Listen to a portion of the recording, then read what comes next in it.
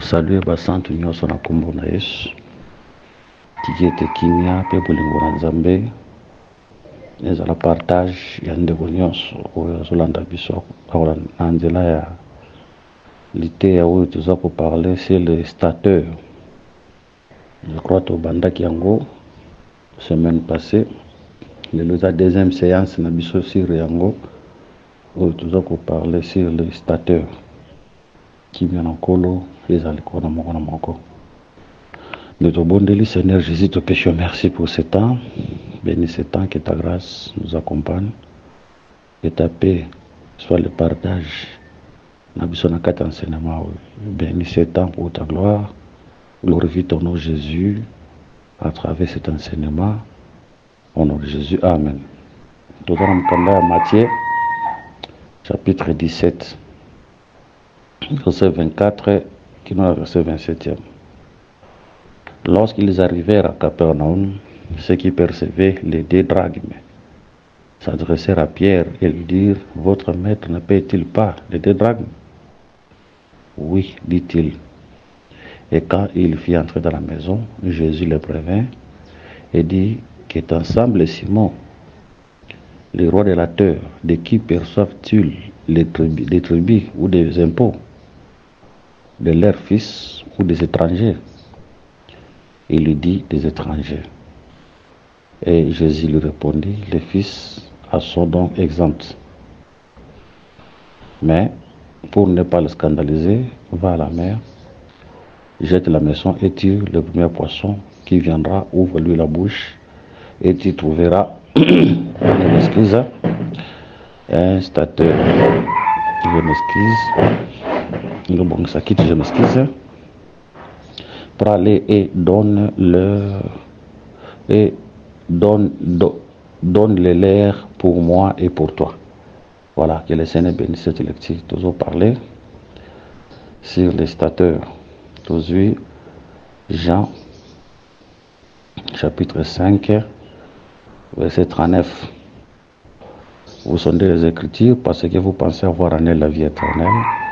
Ce sont elles qui rendent témoignage de moi. Voilà. Kuna pombola makomi toujours talisa ke makomi nyonso to parler biso sur le Seigneur Jésus-Christ. Donc on a déjà expliqué le poisson oyo comme le Seigneur stateur ozo makati na ye, to expliquer ki yango comme le sang qui nous avait racheté, to expliquer ki yango comme l'évangile. Les quatre parler de l'évangile, 1 Corinthiens 14:6. La révélation, la prophétie, la doctrine et la connaissance. To simba kiango na lulengi wa. Les autres nous baksa quelque chose sur ce poisson. Ce poisson c'est Christ. Tout ce que nous avons dit, poisson oyo mabi azalaki oya liboso. Verset 27, il y a chapitre 17 à Matthieu. Mais pour ne pas le scandaliser, va à la mer, jette la maison et tue les premiers poissons. Poisson au Yazalaki les premiers. Yazalaki les premiers. Donc c'est le premier. Nazalaki na makoki a foutre la bateau impôt. Le deuxième thé, le troisième thé, mais c'était le premier poisson. Nazalaki na makoki ya foutre la bateau mpako. Genèse 49, to bandi na verset 3. Ribin, toi mon premier-né, ma force est le prémisse de ma vigueur. Supérieur à dignité, supérieur à puissance. Impétueux comme les eaux, tu n'auras pas la prééminence, car tu es monté sur la couche de ton père, tu as suivi ma couche Annie monta. Tobi que poisson oyo azo les premiers parce que na makoki ko futer ba tumpaku awatal saso les premiers né awatal saso ka les premiers né yango ememi biso na mkanda Genèse chapitre 49 to moni Jacob asangisi bana na ye azo pambola bango tango ye par Ribin alobi Ribin toi mon premier né ma force. Awa Jacob azobenga Ribin force nae. ce que benga ribin force na ye. Donc comprendre que le premier né yende azalaka force ya papa. Le premier né yende azalaka force ya papa. Donc moto akoka kofuta impôt na biso c'est la force du père. Abi est le prémisse de ma vigueur. Prémisse de ma vigueur. Donc tu comprendre que mbuma na ye ali boso Jacob abotaki mais mbuma na ye ali boso nde ezalaki ribe. Prémisse ezalaki ribe abotaki bana 12 soto tie na 10 na 13 ribe nde ezalaki prémisse ozalaki mwana ali boso. Soki tozwi les 12 wana comme les enfants comme le peuple Jacob lokola nzambe ye moko tokende lobaki c'est Christ et Jésus ndaza premier né ndaza prémisse na biso nyonso yende premier né yende prémisse na biso nyonso biso toye besengeli toyebaki ye nde azalaki ava biso nyonso tozala. Soki tokokende kozwa pe les 12 wana comme les prophètes pour bazalaki ba papa comme les prophètes pour nous tel c'est que Christ yaza la prémisse na bango nyonso yaza ya liboso kati na bango nyonso aza plus puissant plus fort que bango nyonso parce que na kati ya premier né nde tozomona makasi na kati ya premier né nde tomoni force evandaki. Or celui qui est fort, celui qui est puissant yendaki na makoki ya kosikola te. Donc c'est le premier né nda sikolaka. Le premier né nda sikolaka. On dirait qu'il était plus puissant que tous les prophètes. Vous remarquez dans le champ de bataille, Israël a bunda na ba Philistins. Vous remarquez les trois frères bazalaki wana David bazali na makoki te pour notasa la loi le prophète le psaume otal sabe on sokola ba prophète bakokaki te mais c'est là que le prémisse aya bien que prémisse en azoya lokola le dernier azoya le plus petit au grandeur et bata makina kati na ye. Donc on tourne otal ça que Christ la prémisse pe ya ba prophète nyos surtout ko limbo la bon to la bon lelo. Sur le basique par prophète, les 12 on appelle comme les pères, comme les ministres, pour dire que parmi les ministres, tous en a aîné, ma papa Bazali, mes collègues Bazali, les ministres, mais ils appellent à où ils allaient bosser dans c'est Christ. Même au temps des apôtres, il avait des plis considérés, Paul a dit, il avait des plis considérés. Maintenant on a vu ce pelelo, na katia Pamasambo, les plus considérés Bazali. Hein? Le colo les plus considérés c'est Christ qui est la première, c'est Christ qui est le premier né. Yende mutasi kolaka. Oyo, esengeli ko respecter. Ah, esengeli ko respecter. Donc, eza la ministre, eza la peuple ya Nzambe. To ko sala makamuna ndenge to lingite. Quelle que soit la considération qu'on nous donne, esengeli ko yeba ke liboso na nyonso c'est Christ la prémisse o esengeli atosama dans tout ce que peut faire faut toyeba ke yambo tozala Christ na exista yende wazali prémisse na nyonso. Donc toki kotalisa ke le premier né c'est Christ yende alaki na makoki ya kosikola le premier poisson wana na ombre de la ribin, il est le premier né. Na kati na ye nde tomoni force parce que comment tu peux payer l'impôt ce que vous avez ma capacité, comment tu peux le faire, comment tu peux racheter le peuple ce que vous avez ma casse ya moto dit que avant bana nyonso bazobotama le premier né oyo a existaki. Il y a autre qui nous remarqué le premier né au juste parce que dit que na kada ribin tozomona la force tozomona na kati na dignité tozomona kati na puissance. Il était fort aussi comme les eaux. mais Yé Azanan. Parce que lui, il a existé avant Juda, a existé avant Siméon, a existé avant Bangonios. Donc c'est pour dire que c'est le premier qui est la force. Mais Bangonios, on a Siméon, on a basé le côté. Donc on dit que aujourd'hui, notre force, c'est le premier, c'est Christ. Bisous tout cas na simatoza faible devant lui. Vous avez le côté. Yenda za makasi na biso. Yende aza longa. Parce que c'est le premier qui rachète. Parce que na kati na tozomona la puissance, la force, la dignité et va de kati na. Tant papa na bango pambola, tant wazo koma epa ya Jida. Azo sa Jida boy. Dans verset 8, ça dit Juda qui recevra les hommages, n'a quitté verset 9. Juda était jeune lion. Donc Juda est un lion. Avant Juda, comme les lions, Aya Kobima, le premier-né qui est Ribé a existé. Le premier-né qui est Ribé a existé. C'est pour dire que Ribé a existé avant les lions. C'est pour dire que dans la création, ton Zamazo qui est là, Banyama, Ribé existera déjà. Ce que Kiti et pas il y a Soko Kiti et pas il y a Joseph dans verset 22 Abi Joseph est le rejeton d'un arbre fertile Azan Zete. Mais avant Joseph Nzete existait, Ribé existait. Avant Niama, Oza Bish Neftali a existé, Ribé existait déjà.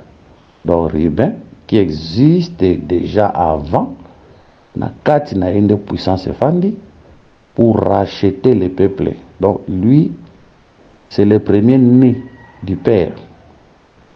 Donc il existait avant Nyonso Ezala. Tu comprends que Ribé, on parle de la sagesse. Parce que Proverbe chapitre 8, verset 22, le dit, l'Éternel m'a créé la première de ses œuvres, avant ses œuvres les plus anciennes. Voilà, j'ai été établi depuis l'éternité, dès le commencement, avant l'origine de la terre. Voilà. Ok. Donc, je fis affronter car il n'avait point d'abîme, point de source chargée d'eau. Donc, c'est la sagesse de Dieu qui a existé avant les choses les plus anciennes. Donc, les plus anciennes, tozana mon pépé, oye kelama, avant, tozana mai, tozana mon pépé, mai, moto, ce sont des choses qui existent avant. Au celui qui on a quatre création au monde en côté.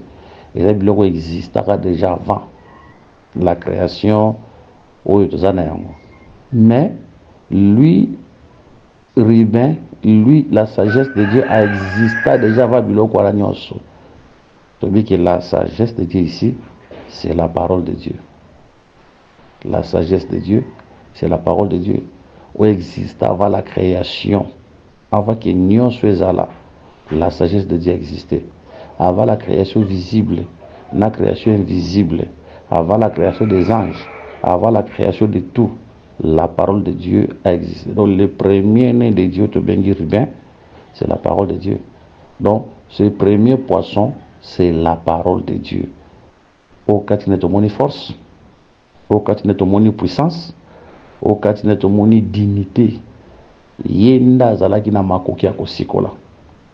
Mais attention, donc nous remarquez, Ribé a kozwa mwasi ya papa na ye. Tant Ribé a kozwa mwasi ya papa na ye, nde papa na kosilika. À cause de le but, il n'aura pas de prééminence. Nde tokomona Juda a kozwa royauté, a kozwa force. Nde tokende komona Lévi a kozwa dignité, parce que quand on parle de dignité, on parle du sacerdoce. Hein? Quand on parle de dignité, on parle du sacerdoce. Nde tokende komona Joseph a kozala les premiers-nés. Joseph a kozala les premiers-nés. La force, tout ce que mon yango et qui est pas et à Juda. et qui est pas ya Jida. Pourquoi? C'est parce que ndeko na bango to grand frère na bango akendaki komata likolo ya couche ya papa. Nous croyons que ben c'est le Seigneur Jésus autant yaki na mabele esengelaki ayebana komata likolo ya couche ya père. Amata likolo ya couche ya père, oh, il était interdit cause moi si papa na yote na natal sakaka ke eloko oyo ribe asalaki selon la loi atambolaki contre mobeko. Ça le Seigneur otango zoya oyo selon bayuda kotambola contre mobeko mokola samedi basalaka te lui travail vie de sabbat. Il se faisait égal à Dieu. À cause de cela, nde lelo biso le tozwi bokonzi Jida, lelo tozwi bonganga nzambe Lévi, lelo tokomi ba premier né. Pourquoi? Parce que quand le Seigneur était venu kolansa bayuda abukaki mobeko ya nzambe. Voilà pourquoi il fallait que biloko wana elongwe pa na ye et ya pa na biso. Biso peuple to bénéficier na puissance nzambe na royauté na royaume to bénéficier na sacerdoce to comme ba premier né. Mata to ko ba bongo il faut faire beaucoup trop attention. Ribe azalaki mwana ya liboso azalaki premier né na ebaki na ko perdre ou azalaki biloko totangi po ebaki na ko suye couche père na ye. C'est ainsi que plusieurs aussi aujourd'hui va perdre peu biloko.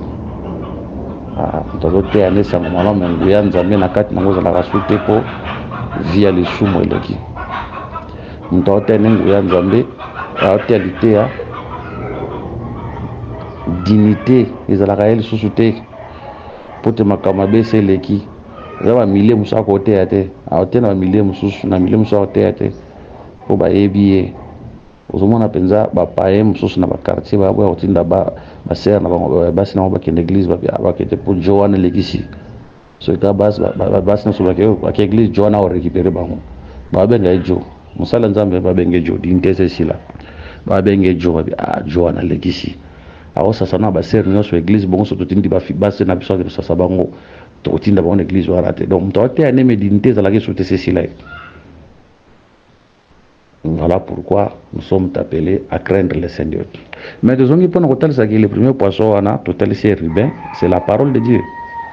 C'est pour dire que le premier poisson c'est qu'on rachète na makoki ko futa mpako.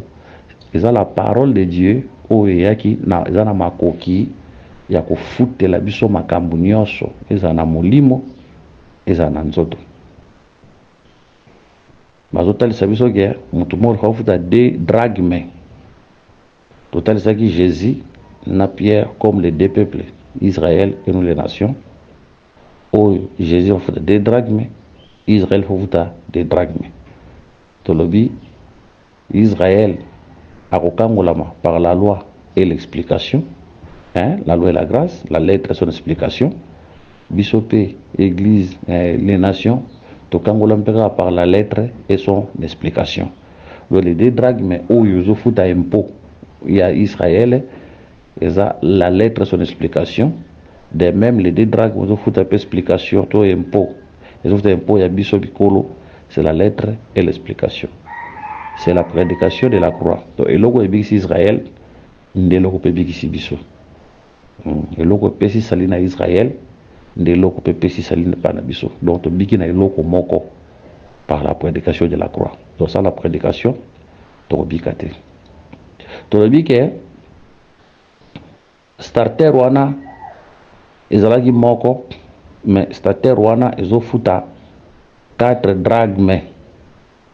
Ezofuta 4 drachmes. C'est ça Christ, la prédication. Tout ce qui a la fois passé comme les 4 parlaient. Mais j'ai vu 1 Corinthiens chapitre 1 verset 30. 1 Corinthiens 1 30. Or c'est par lui que vous êtes en Jésus-Christ, lequel de par Dieu a été fait pour nous sagesse, justice et sanctification et rédemption. C'est pour dire que l'évangile de Jésus, c'est notre sagesse, L'évangile de Jésus, c'est notre justice. L'évangile de Jésus, c'est notre sanctification. L'évangile de Jésus, c'est notre rédemption. Ka sango malamu moko wana yango na sagesse na biso, sango malamu ka moko wana yango yo justice na biso. Donc nous sommes devenus des justes aujourd'hui nanzela ya sango malamu wana justifié biso. Nous sommes devenus des saints aujourd'hui nanzela sango malamu wana et sanctifié biso. Nous sommes devenus des sages aujourd'hui nanzela sango malamu wana qui est notre sagesse, et nous sommes rachetés par rapport à Sangomala Mouana Kamoko. C'est pour dire que l'évangile qui est le premier poisson, c'est notre rédemption. Oyo et Ebi na Kosiko Labiso. Donc l'évangile est notre sagesse, l'évangile est notre justice, l'évangile est notre sanctification, l'évangile est notre rédemption. Oye pour na Kosiko Labiso. Voilà.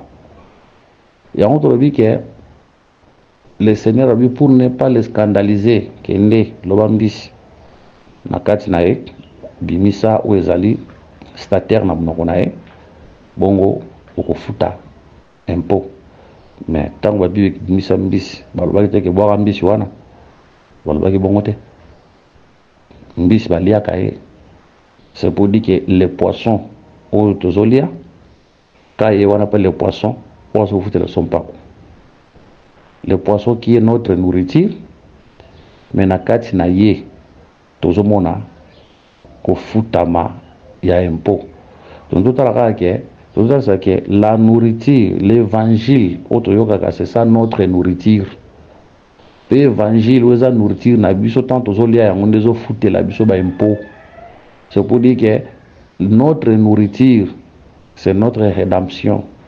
Quand l'évangile moko o tozolia pour évangile za kabile na biso, évangile za gelamba na biso, évangile za la sapato na biso, za la ceinture na biso, za la nyos.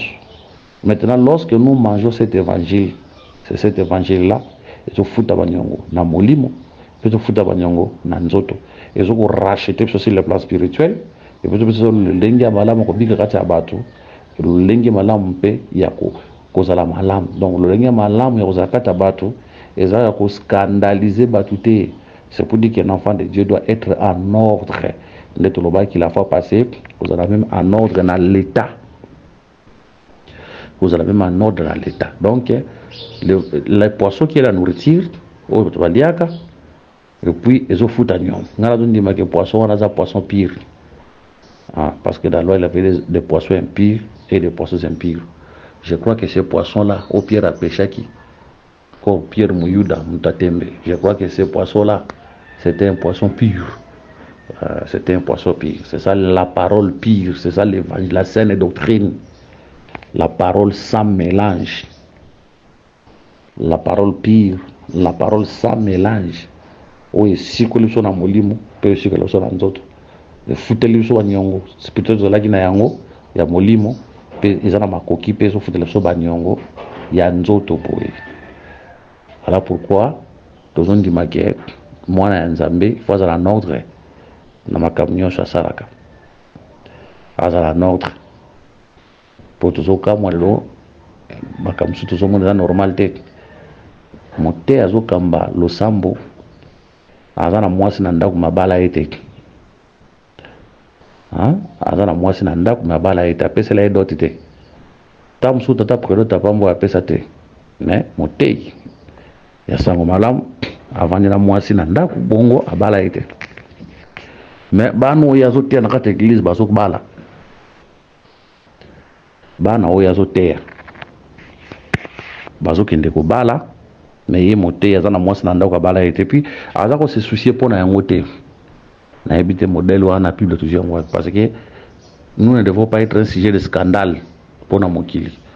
Parce que moté wana tanga za na mwana wa na ndaku maman avance na ndako wazo bota na ebana wana mais pour la famille na yoza comme scandale pour la famille à moi si oza scandale pour na beti bango libako mais na cher moté ate mazoté azape libre conscience n'est pas à reprocher été que maman za ndako na bala été bana bazoya na kati église bazo bala azo pambola ba mabala bana wana bazo bala na conscience ko sala te ya malamte ils ont bien été.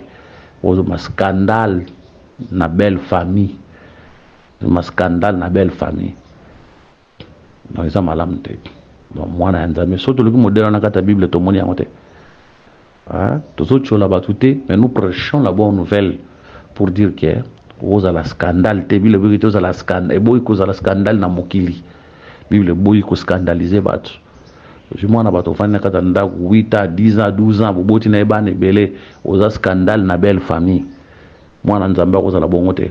L'évangile et fouté la kapso ba nyongo ya molimo na nzoto pe boy bondela l'évangile et ko fungola ba porte et ko sala ko pambola musala na yo et ko peso makoki ya ko kende na ko honore mwasi na yo ya ko pesa e valeur.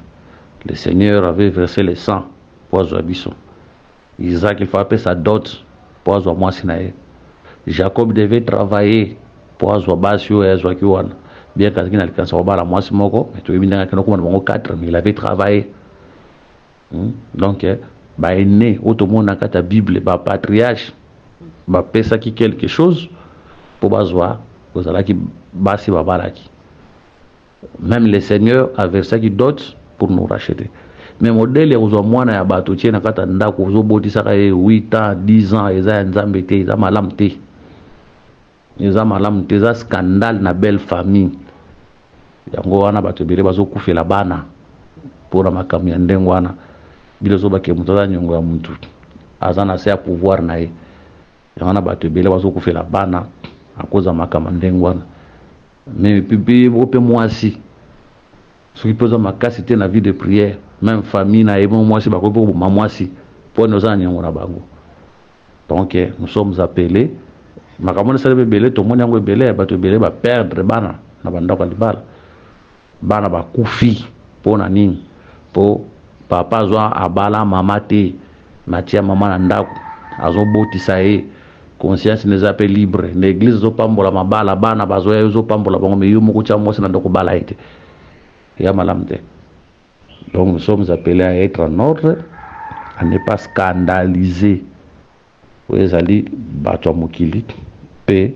l'église du Seigneur Jésus-Christ. Surtout qu'on ne peut plus loin, tout le monde appelle évangélisation. Tout le monde appelle évangélisation. Na katia baye kolia Yesu mukoloana Yesu azotinda Pierre akendende ko péché mbisi wana tango azoya ndakufuta impo ya Pierre na impo ya Jésus.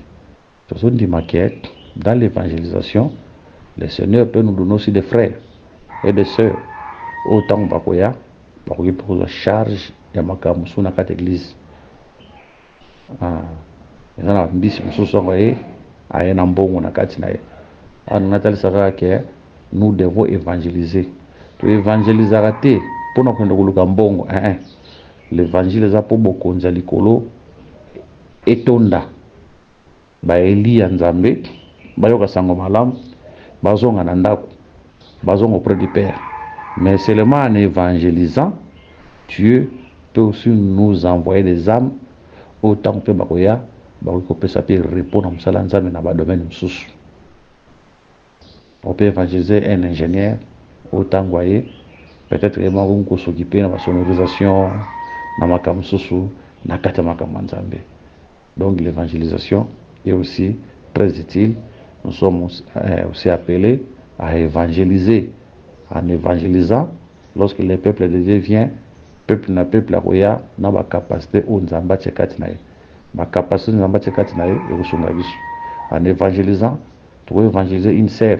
Aïe, mais peut-être na kati na ye dans la prophétie ezali on a kabonné la prophétie to orientation. En évangélisant, on peut évangéliser un frère, une sœur, ou aïe na kati na tout le monde ba don ba guérison, il y a ba délivrance ezali, il y a miracle ezali, et puis ces dons là et kusunga pe musala ya nzambe na ba domaine to nango bosenga. Voilà que le Seigneur je pense bénisse je crois pour un stateur tout ce qui s'y wana. Pour notre tête, tous ceux qui sont là. Voilà. Que le Seigneur Jésus-Christ vous bénisse prochainement. Nous avons miracle, monsieur à Jésus. Bah, coordonnez M. Zali, plus 243, 99, 88 76 333 plus 243 84 22 64 114. Paix en Christ, tout prochainement, dans miracle, à notre Seigneur Jésus-Christ.